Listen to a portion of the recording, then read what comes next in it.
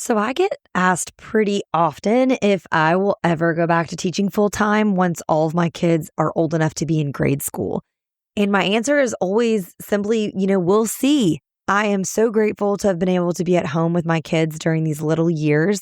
And I've loved being able to keep connected with all of you through the creation of It's Not Rocket Science resources and the Secondary Science Simplified podcast. But I would be lying if I said I didn't miss teaching, because I do. I simply love teaching. But what I don't really miss at all, and I'm sure so many of you can relate, is all of the other things that go into teaching. It's not just teaching the students. It's not just lesson planning and grading and prepping labs. That stuff is hard too.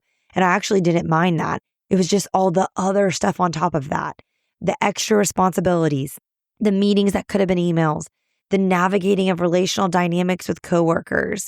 But I think the thing that I miss the least, and I would be the most conscientious of in a transition back into the classroom, would be the admin that I am working under, because balancing an admin's expectations with what is your actual reality in the classroom, to me, was the hardest part of being in the classroom.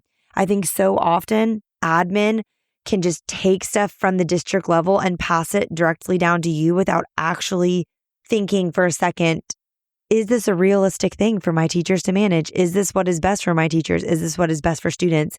And I think the difference between good admin and not so good admin is shocking. It will make all the difference in your teaching experience, the admin you are working under. And I don't think that's something you can really realize until you have had the opportunity to work under different admin and really see how different the entire culture of the school and the day-to-day nature and burdens put on you in your job are, depending on the admin that you have. So all that to say, if you are struggling with unrealistic admin expectations in your role, I get it.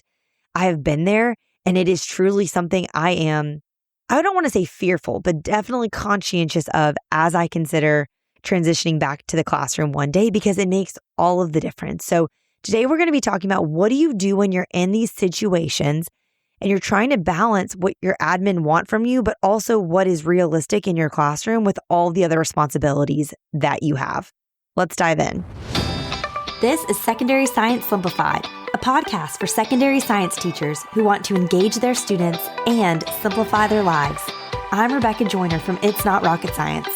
As a high school science teacher turned curriculum writer, I am passionate about helping other science teachers love their jobs, serve their students, and do it all in only 40 hours a week. Are you ready to rock the time you spend in your classroom and actually have a life outside of it? You are in the right place, teacher friend. Let's get to today's episode. This episode, like many, was inspired by some submissions I got to my annual podcast survey that I send out to my list. And a couple of the things I saw were teachers saying, how do you balance admin expectations without getting overwhelmed? And also, how do you manage tasks that your admin assign you that just feel like everyone's being punished because a few people aren't doing their job? And I have absolutely been there. So the first thing I want to say, though, is if you're getting expectations from your admin that are just getting passed down to you from the district level, and so they're passing them along to you, my first recommendation always is just to wait it out if possible. Go back and listen to episode 156 I did on what to do if you're being micromanaged at the district or administrative level, because I talk about this a lot. But I always think with new initiatives, it's best to wait it out and kind of see how this flushes out, as opposed to panicking and jumping on every single thing you're asked to do. I always like to see if it is going to be best for my students or not, how much support is going to be given to me as I implement this new initiative. And I also always kind of like to see how required is required. When it comes to data tracking, I'm always kind of doing the bare minimum of what's required. If it comes to a curriculum adoption situation, I'm absolutely waiting it out to kind of see what happens. But I typically tend to think if they're just passing on something they want me to do, but they're not providing any support for it, I'm going to wait until that support comes into play before I'm just going to drop everything I'm doing and make time for these additional requests that are given to me. Now, many of you are listening though, and you're like, well, this isn't possible. They are on me. I have to do this. This is coming from my direct supervisors. This isn't like hey, we're moving to project-based learning or standards-based grading within the next 5 years. I can wait it out and see how it plays out. No, this is something you're being asked to do right now. And the timeline is now. You cannot wait them out. I basically have 3 recommendations for you and then what you should do if none of that works. Okay. So first, if the expectations are truly unrealistic, I recommend don't take these on alone. Okay. First, I love getting someone else's opinion on these things. Sometimes what seems unrealistic to me is not unrealistic to someone else.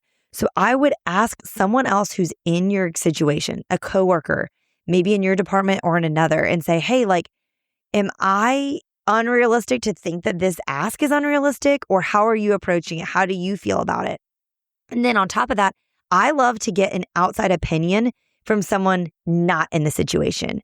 So for example, for me, my husband who's worked in the business world, I like to say like, hey, is something like this a normal kind of ask in the business world, or would this really be unusual? Because oftentimes I do think teachers, and I don't want to use the word abuse lightly, but I do think we almost get abused in our positions more than people in other positions in terms of what we're asked to do. I don't know if it's because we don't have strong enough unions or other people on our side, or it's because they prey on our altruistic natures to serve students by just putting so much on us. But I think it really does help to get an outside perspective and say like, hey, is this realistic or not? Like on top of what I'm doing. Then from there, I think after you have that perspective, then getting someone on your side to help you ask for something that is more realistic. If you are not the department chair, that is the first person I would go to, is seeing if my department chair can help vouch for the others in my department and say, hey, like, this isn't going to work for us. Like, this doesn't seem realistic for us. I know at one school I taught in particular, the biology teachers were getting asked to do a lot of things that the rest of the science department was asked to do. But we were the only ones with an EOC. We were able to tell our department chair, we had one of us kind of represent the 4 or 5 of us that were teaching biology at the time and say, hey, like, I understand this is what is being asked of the department as a whole, but can we have an exception because we're the EOC teachers and this is what we think is best for our students who are taking this EOC?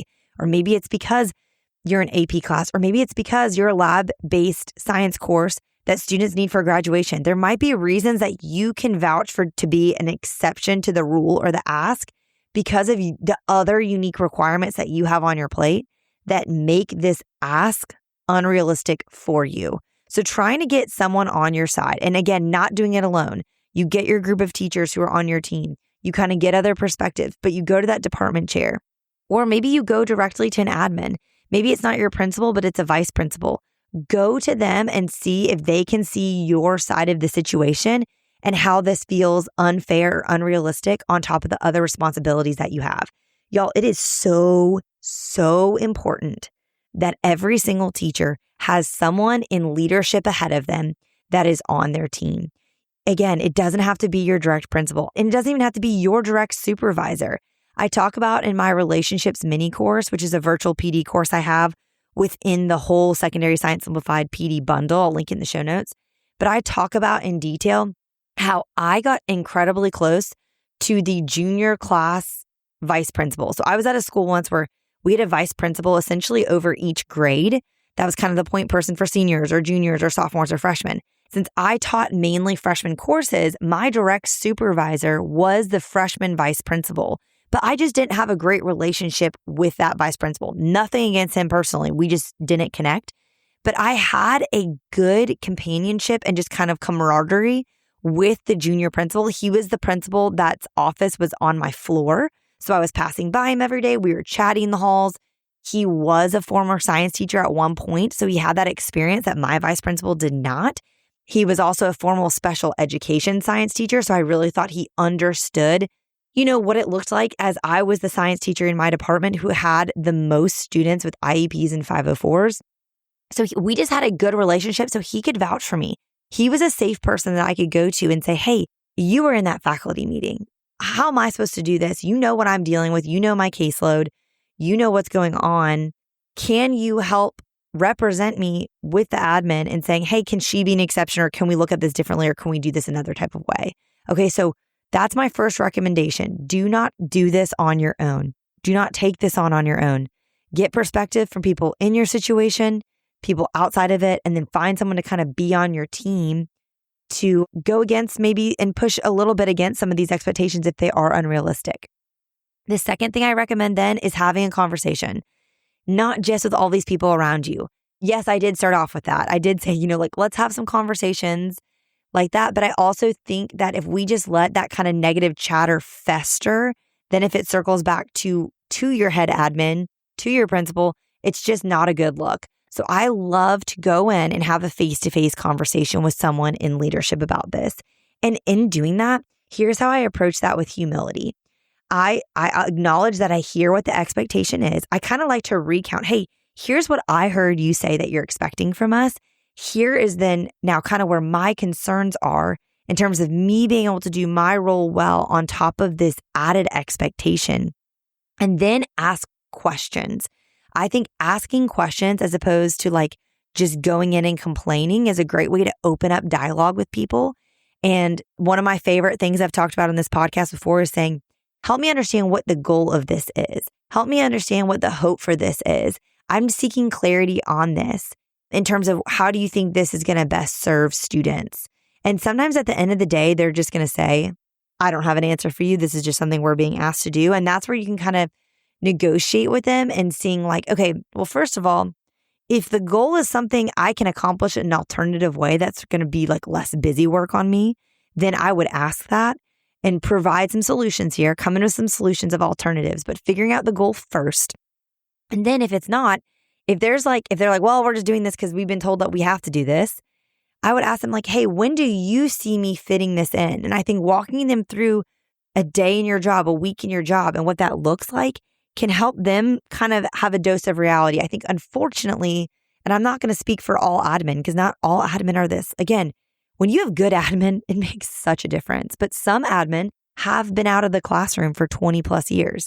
They have no idea what it is that you're facing. And so I think it's really helpful to do your own time audit. I think all teachers should do this. It's for your own benefit too, to see where you're wasting your own time. But just saying hey, this is where I spend time each week. This is how my planning periods are being spent. This is where I'm coming in early, staying late, etc. Where do you see it that I could fit this in? And if we are going to add something to my plate, maybe something else needs to be subtracted, and have them help you identify that.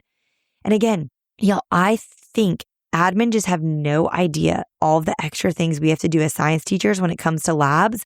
And that's a unique way to kind of advocate for ourselves and say, hey, here is all the extra time I'm having to spend on lab prep, lab cleanup, making sure these things are safe for students, etc. Can I lose another responsibility, like a lunch duty, like a whatever, so that I have more capacity to do these extra things you're putting on my plate?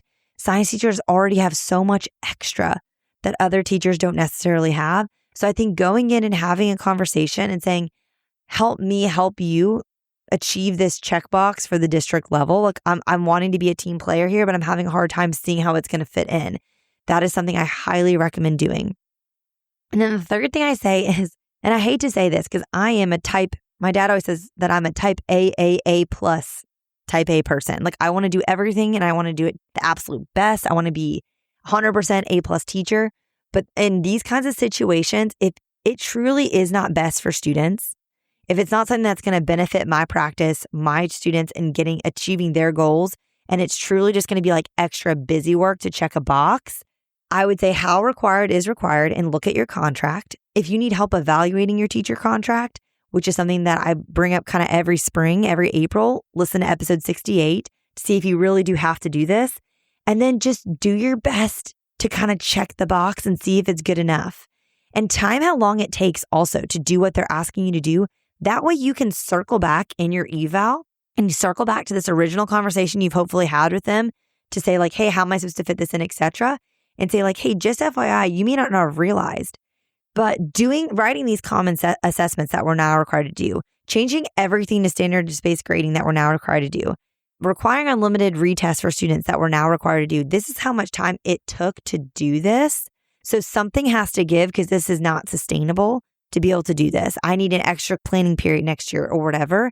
And really negotiating that after you've done the bare minimum, passing grade C plus effort on it. Okay. That's my recommendation for you. Now, If you find that this is becoming an ongoing problem, that you're not getting support, that there's no admin who's really on your side, that you're asking questions, you're asking for help, you're doing your best, and you're not getting kind of anything in return, and you're still getting asked to do unrealistic things over and over again, this is where it's become an ongoing problem. And this is where it's time to kind of consider if it is time to make a change. And spring is kind of the perfect time to do that because it is contract negotiation season. So I would go listen to episode 121 and kind of hear more about that. How do you know if it is time to make a change in your job? And truly, sometimes it's just changing the atmosphere that you are in that will make all of the difference. Another episode that I think would really encourage you to hear this from someone else is episode 190. It's an interview I did with Heather Bonanno. She talks a lot about all sorts of different things, student mastery, teaching chemistry, a ton of stuff. But she also talks about switching schools and how she really couldn't believe how much it changed her experience as a teacher to be in a different teaching environment. And I think oftentimes we're really scared to think about changing jobs. We think, I couldn't teach somewhere else because there's nowhere else near me, or I couldn't imagine the commute, or my children go to this school, so I have to teach here. But it can absolutely change everything if you're willing to say, well, what if I did? And kind of look at what that looks like. And I genuinely believe that science teachers, especially secondary science teachers, y'all are a hot commodity. You are a limited resource, a non-renewable resource, if you will, that there are not a lot of you out there that are, if you're a certified teacher for teaching high school science. I mean, I saw a reel the other day that made me laugh, but also kind of made me want to cry because it was talking about, they can't even find subs to teach your class. So obviously it's going to be hard to find a full-time person to take your role. So really, maybe the solution here is to consider you need to be teaching in a space where admins support you, they advocate for you on the district level, and they hear you and partner with you in doing your job well. Your admin should be partners with you in serving students, not people that just add to your plate unrealistic expectations and burdens without supporting you in accomplishing those extra tasks. So your take-home challenge today is to have a conversation with the superior who's given you unrealistic expectations and ask some questions, get some clarity, and get some perspective from someone else to maybe say like, hey, is this unrealistic? And if you want to hear from someone like me, like shoot me a DM on Instagram at It's Not Rocket Science. Like send me a DM, give me some context for your situation. Say, hey, is this an unrealistic ask based on everything I'm heard, or do I kind of need to suck it up? Like I'm happy to give you perspective on that. And if you want to hear more episodes on dealing with admin, I've had a conversation with a lot of other teachers about this. And I've also talked about ways you can advocate for yourself and your admin can support you. But most of these episodes I'm going to reference are guest episodes. So check out episodes 68, 69, 71, 121, 156, and 190, like I just mentioned. I'll link all these in the show notes.